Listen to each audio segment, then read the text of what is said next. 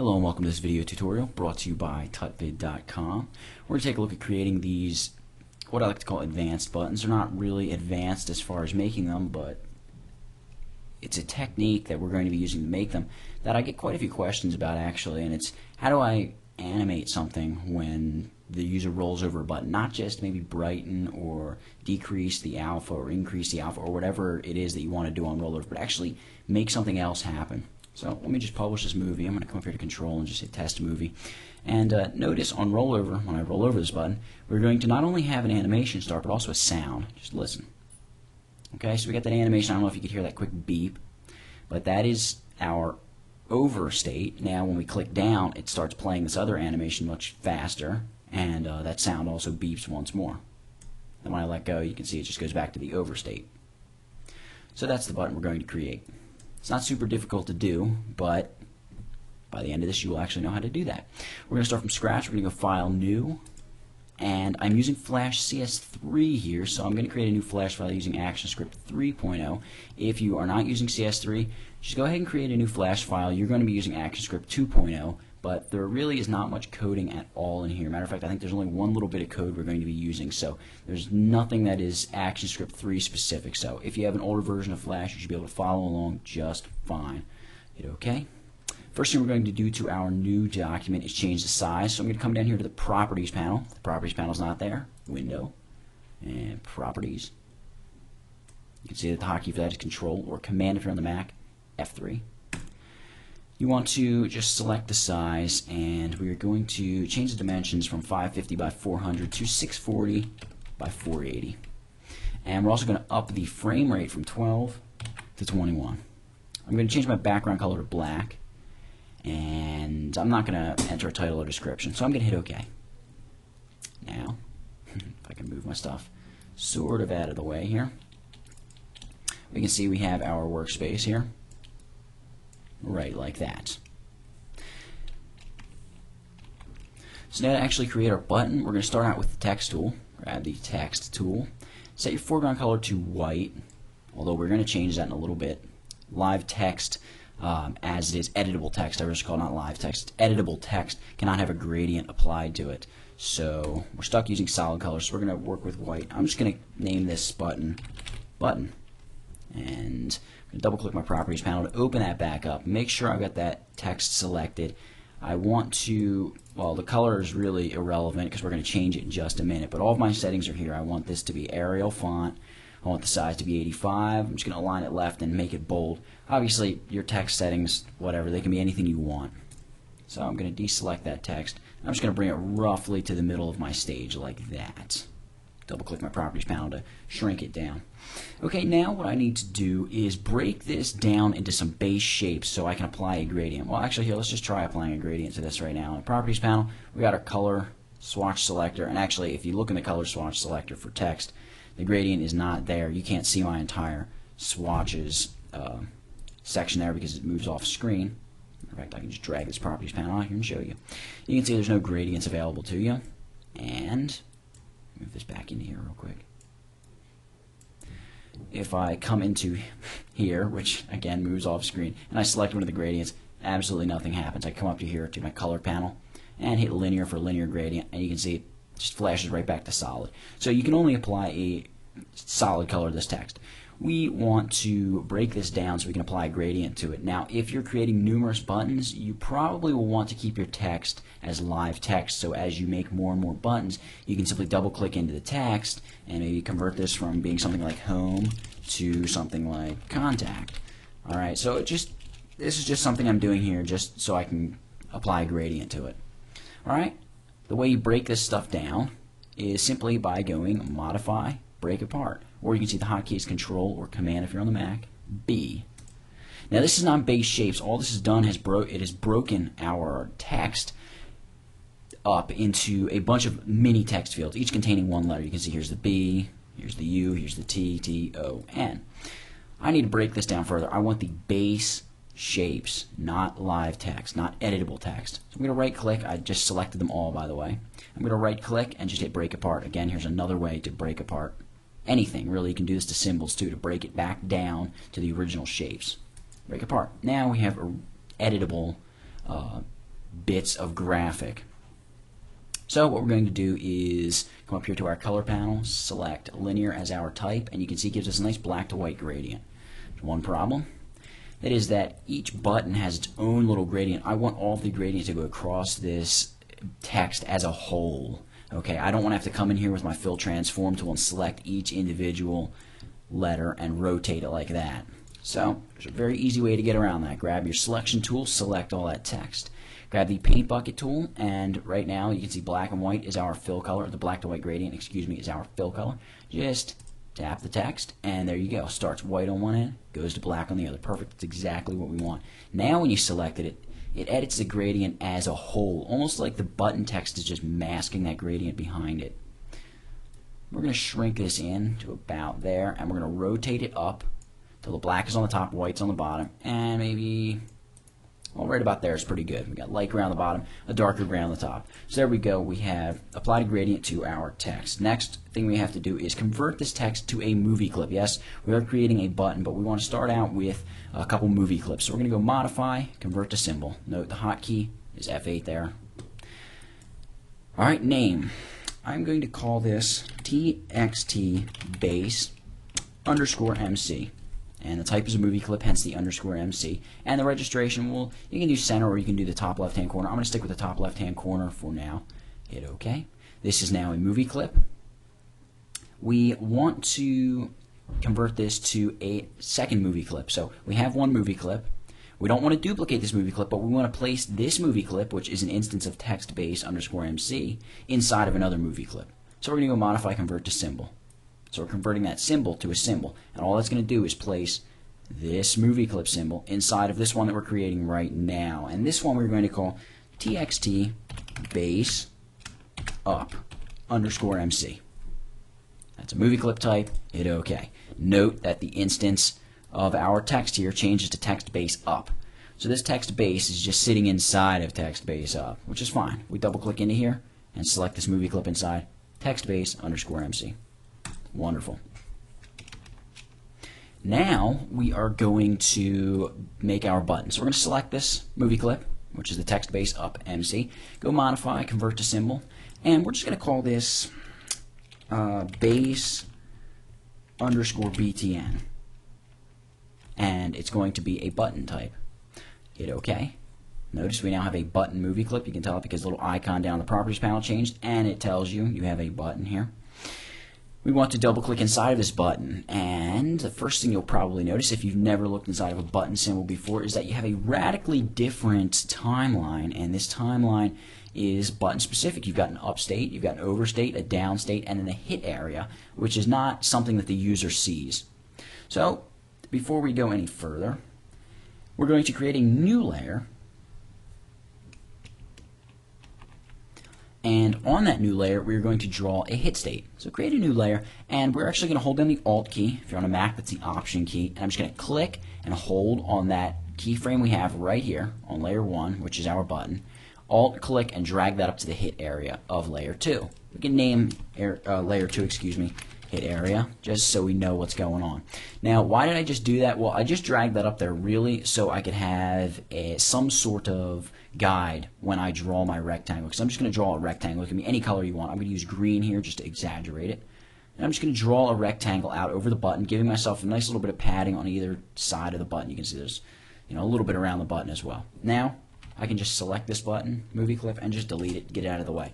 This is our hit area. You don't have to worry about seeing that. It is completely invisible, but the hit area serves a very, very important purpose.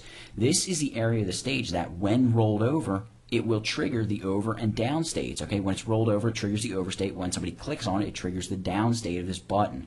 Now, the reason that I recommend you put a hit state on all of your buttons is because sometimes when you're working with buttons, especially if you have some kind of fancy animation that starts happening, you can roll off the default hit area, which is basically just the area of your movie clip, and what happens is the button will start flashing. So it looks really terrible, it looks really bad, and it's just a quick, easy way to fix it is just throw a hit area in for all of your buttons. It's a really great thing to do. Let's go back here to layer 1, and I'm going to hold down my Alt or Option key again and just drag this movie clip over to the over state. But here at the over state, I'm going to select the movie clip, and I need to duplicate it because if I edit this movie clip as is, it's going to edit the one on the up state. because both of these movie clips are just instances of this movie clip sitting in my library. They're not actually individual pieces of art. Well, they look like individual pieces of art, but ultimately they're all linked back to the same thing. So when you edit one, you edit them all. So we want to break it out of that mold, if you would, and make it its own little thing. So we need to duplicate this movie clip. That's what you do. Come up here to modify and go symbol, duplicate symbol. Here we're going to get rid of the copy attached to the end, and we're going to switch the word up here to the word over. Now we have text base over. If you look in your library, we have another movie clip in there, text base over. Now when we edit this movie clip, we're not going to be editing text base up. That's exactly what we want, because this movie clip only shows up on the over state. Alrighty, double click on this movie clip to get inside of it and start editing it. Note, inside of here we still have our text base MC. This is good because if we wanted to, let's say, brighten this text or make this text change colors on rollover, we could do all of that because it's a movie clip, which is perfect. We're going to use the movie clip to apply some filters to this bit of text, which, by the way, if you're using anything older than Flash 8 and CS3 are the only two versions of Flash that have filters. So if you're using Flash MX or MX 2004, you won't be able to add those filters, but you'll still be able to follow along, generally speaking. I'm going to rename this layer BTN TXT for button text. I'm going to create 3 new layers. The top layer I'm going to name AS for actionscript. This layer I'm going to name left, and this layer I'm going to name right. So just like that, we got button text, right, left, and our actionscript layers. Let's start here on our left layer. Let's grab the rectangle tool, change our foreground color to white, and just draw out a little rectangle. I'm going to select this rectangle, and I'm going to edit the width and height properties. I want this to be pretty small, about 10 by 5. Okay, you can see quite small. Now, I'm just going to draw a selection out over that little rectangle. Matter of fact, I can lock up the button text layer. See this lock here in the layers area? If you just click on the dot for that corresponding layer, button text, we lock it up so we can't accidentally select. You can say draw a selection out over it, but I'm not selecting it. It's because that layer is locked. Again, go up to the left layer and select that little box. And we're going to go modify, convert to symbol. And we're converting this to a movie clip symbol. We're just going to name this light zip underscore MC. Okay. Now what we need to do is start tweening this. So to set up our tween, I'm going to come out here to frame 50 and just draw a line down over all of my layers, and I'm just going to hit F5. That just adds a frame, so we stretch out our timeline now. The movie will play through this entire area, which consists of 50 frames. I'm going to grab this little guy here on the left keyframe. Note I'm using the keyframe up here. I'm going to hold down my Alt key, click and drag, which is duplicating that keyframe all the way to the end there. Now I'm going to come to the center and select 25, frame 25, right click, and insert a keyframe. The hotkey for that is F6. Now I am going to come here to the center, and I'm going to make sure that I've got this little light zip selected. I'm holding down Shift and just using my arrow keys to nudge him to about the approximate center of the text. And we're going to change the width and height to, let's say, 65 by 25. All right, I want to move him back about to there, just like that. I'm going to adjust him over here on the first keyframe, bring it up a little bit, just like that, so it really looks like it's coming in straight.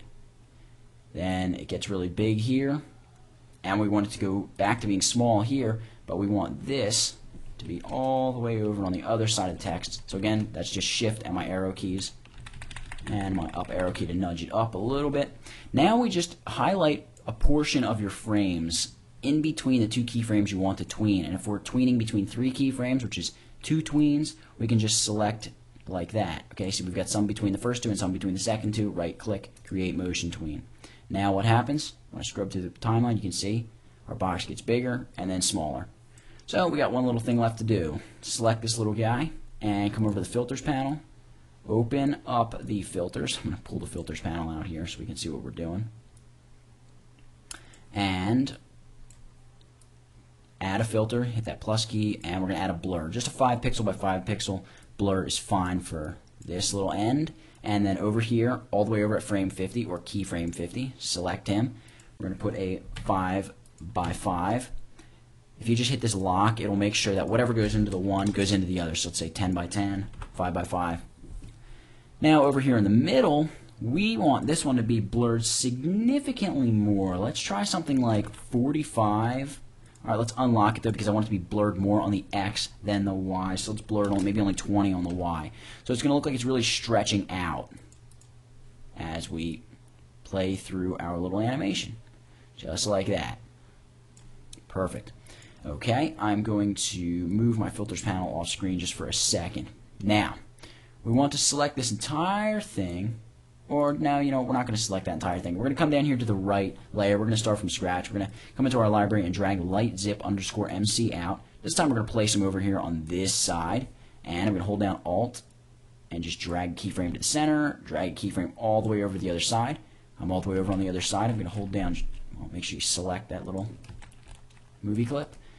Click or shift left arrow key to move him over all the way across the button. Then this guy is going all the way to the center of the button. And again, the size, I don't remember exactly what the size was. It was something like 65. Whoops. 65. Make sure you stay selected on that. Movie clip there. 65 by 25. Yeah, that looks about right. And let's just bring him here to about the center. And now, all that we have left to do is apply some filters here. Start with this one over here. Filters panel, make sure you got them selected, and just add that blur 5 by 5. Perfect. Here in the center, add that blur. What was it? 45 by 25, if I recall correctly, or 45 by 20. Well, we'll stick with 25. It's not quite the same. No big deal.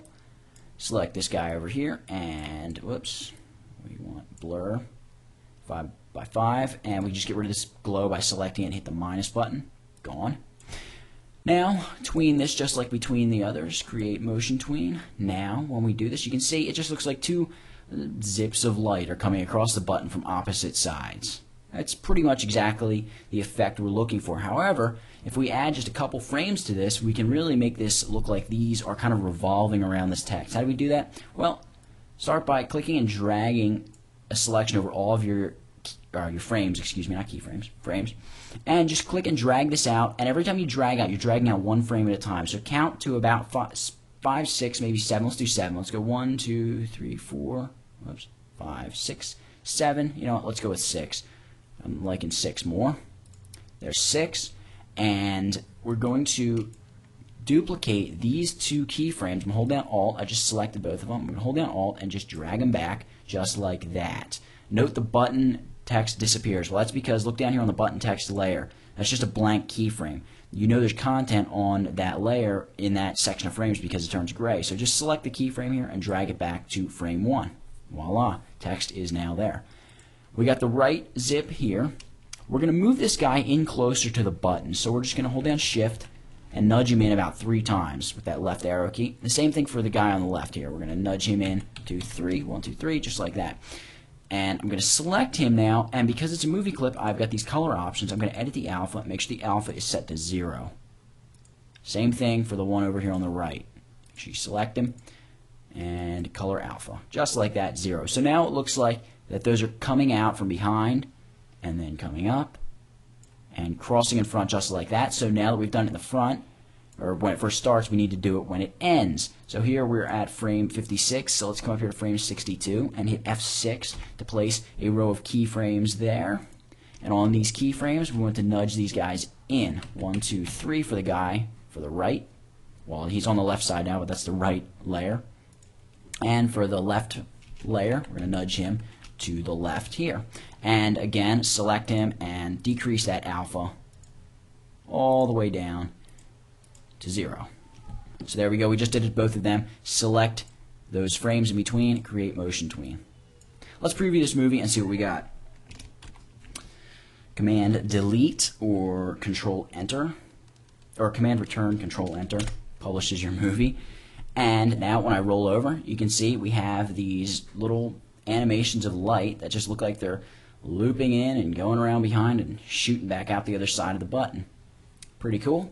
But that is far from where we're going to stop. Actually, here's the only bit of action script we're going to use. I'm just going to select this little blank keyframe and hit clear keyframe to get rid of that. I'm going to select this blank keyframe all the way at the end, over here on frame 62, and hit F9 to bring up my actions panel. And in here, I'm just going to type the word stop, open and close parenthesis, semicolon. If you can't see that, I know I haven't increased the code size. F9 to make that go away. That's all the coding we're going to do, because I really only want it to play through that animation once. Now let's make this button text blur. So just come out to about frame 15 or so, place a keyframe there. Come out to about frame 30, place a keyframe there. And then over here near frame 50, place a keyframe there. Select it all and motion tween it. What happens? Nothing happens, because we haven't made any changes to those keyframes yet. So let's make some changes to them. Well, on this side we have... Oh, you know what? Whoops. I need to shift this keyframe over here. We need to actually have 4 keyframes. So I need this guy to start as normal text and tween into a blur here. So I'm going to select the text. Oh, I got to unlock the layer to select it. Select that text. And we need that filters panel. And we're going to blur this. We're going to blur him only along the X. So we're going to set the Y to 0. And we're going to blur him a good amount, maybe 20. Along the X, okay, and you can see that it's blurring him pretty badly. Then over here at this one, we're going to blur him about 20 along the Y, like that, and then nothing over here at the last one. So what happens? Well, it looks like normal text, and then it starts to blur, and then it goes back to looking normal, just like that. Okay, so Command Return, Control Enter. Let's check it out. You can see it almost makes it look like the whole thing slows down as you roll over, which is a pretty cool effect. But that's what we're going to be using there for our overstate. Notice we have this little symbol tree, and in here we are working in the text base over. We want to go back to base button, so click that, and now we want to create a downstate. I'm just going to duplicate this movie clip by holding down Alt, clicking and dragging over to the downstate.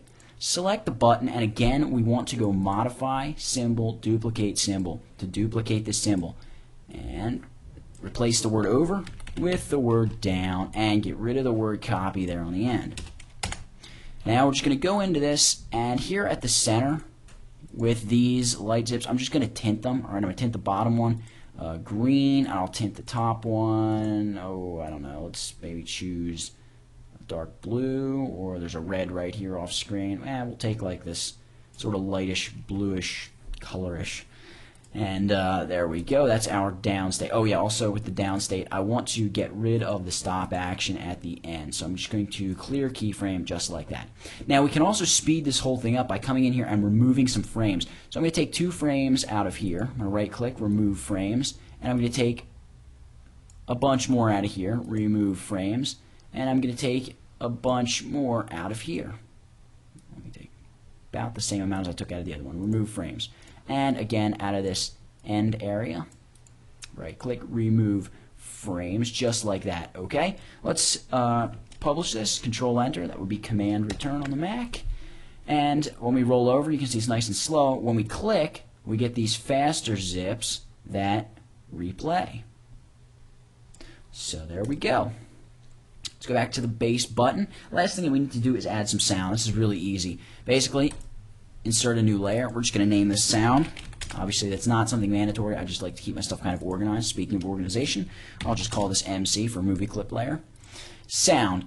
Over here on the overstate, hit F6 to insert a keyframe. It's the same as right-clicking, insert keyframe. We've inserted a keyframe there. Now, come here to File, Import. And I want to import to my library. I want to import a sound file.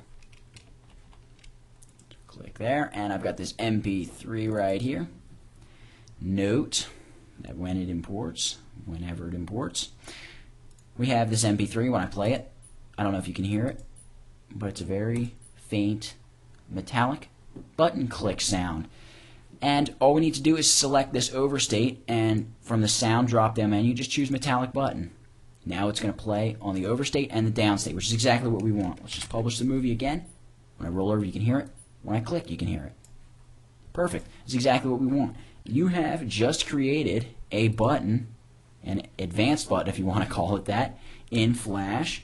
using just some simple animation techniques, not really much coding at all. There are ways you could do it using coding, which arguably are more flexible, but this is kind of the easy, clean cut. If you're just starting out, do it this way and kind of grow into the other ways of doing it. So that's it for this one. I hope this has helped you, and I hope you learned something from it. Please go check out the website. That's www.tutvid.com. Thank you for watching.